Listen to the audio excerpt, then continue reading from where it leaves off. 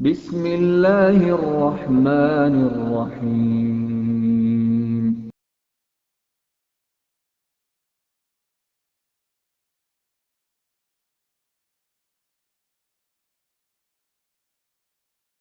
Bismillahirrahmanirrahim.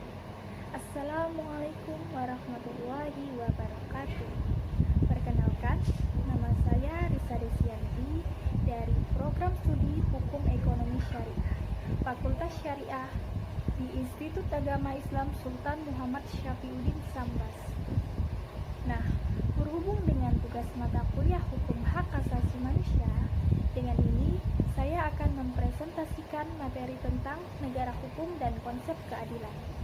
Di sini, saya hanya menjelaskan secara singkat mengenai negara hukum dan konsep keadilan. Poin yang pertama, yaitu mengenai apa itu negara hukum. Indonesia merupakan negara hukum. Hal ini ditegaskan dalam pasal 1 ayat 3 Undang-Undang Dasar 1945, yang artinya negara Indonesia adalah negara hukum. Artinya, negara menegakkan kekuasaan hukum sebagai kekuasaan yang tertinggi, atau biasa disebut dengan supreme. Di dalam negara hukum modern, supremasi hukum menunjuk pada the rule of law and not of man, yang artinya hukum yang memerintah dalam suatu negara bukan kehendak manusia. Dalam posisi sebagai negara hukum, produk-produk hukum harus mengacu dan bersumber dari dasar-dasar negara, yakni Pancasila dan Undang-Undang Dasar 1945. Selanjutnya, poin yang kedua, yaitu mengenai konsep negara hukum. Konsep negara hukum disebut dengan istilah red state.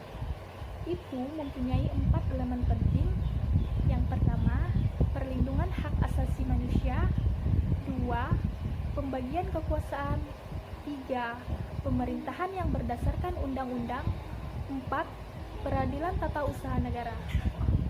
Keempat prinsip restat tersebut pada pokoknya dapat digabungkan dengan ketiga prinsip the rule of law untuk menandai ciri-ciri negara hukum modern pada zaman sekarang. Adapun prinsip-prinsip tersebut, yang pertama, negara harus tunduk pada hukum. 2, pemerintahan menghormati hak-hak individu. 3, peradilan yang bebas dan tidak memihak. Lanjut poin yang ketiga, yaitu mengenai konsep keadilan. Aristoteles membedakan 2 macam keadilan. Yang pertama, keadilan distributif atau keadilan yang bersifat menyalurkan. Yang kedua, keadilan komutatif atau keadilan yang bersifat membetulkan. Yang pertama mengenai keadilan distributif atau keadilan yang bersifat menyalurkan, yaitu keadilan yang memberikan kepada setiap orang menurut jasa. Contohnya, kepada pegawai yang golongannya yang tinggi mendapatkan gaji pokok awal yang lebih tinggi daripada gaji pokok awal yang berpangkat rendah. Walaupun nyatanya orang menerima jumlah yang tidak sama, tetapi menurut nalar ada persamaan sebab penyaluran yang dilakukan menurut jasa masing-masing. Keadilan distributif ini tidak menuntut kepada setiap orang mendapat bagian yang sama, jadi bukanlah persamaan melainkan kesebandingan. Keadilan distributif ini terutama menguasai antara masyarakat, khususnya negara dan individu. Yang kedua, keadilan komutatif. Aristoteles menjelaskan keadilan ini yang bersifat membetulkan, yaitu keadilan yang memberikan kepada setiap orang sama banyaknya dengan tidak mengingat jasa-jasa perseorangan. Keadilan ini berlaku untuk hubungan antara individu. Hubungan ini ada yang bersifat sukarela, yaitu yang bersifat sukarela seperti jual beli, sewa menyewa, dan adapun yang bersifat tidak sukarela seperti pencurian dan pembunuhan.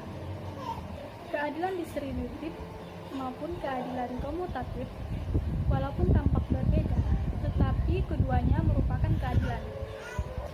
terakhir atau poin yang keempat yaitu mengenai keadilan sosial dalam negara hukum Pancasila.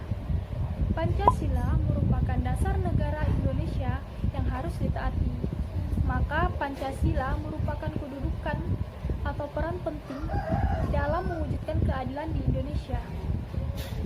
Dengan tidak diubahnya pembukaan Undang-Undang Dasar 1945, maka tidak berubah pula kedudukan Pancasila sebagai dasar-dasar filosofis dalam Republik Indonesia. Apalagi terdapat dua sila dalam Pancasila yang secara langsung dirumuskan dengan kata adil dan keadilan.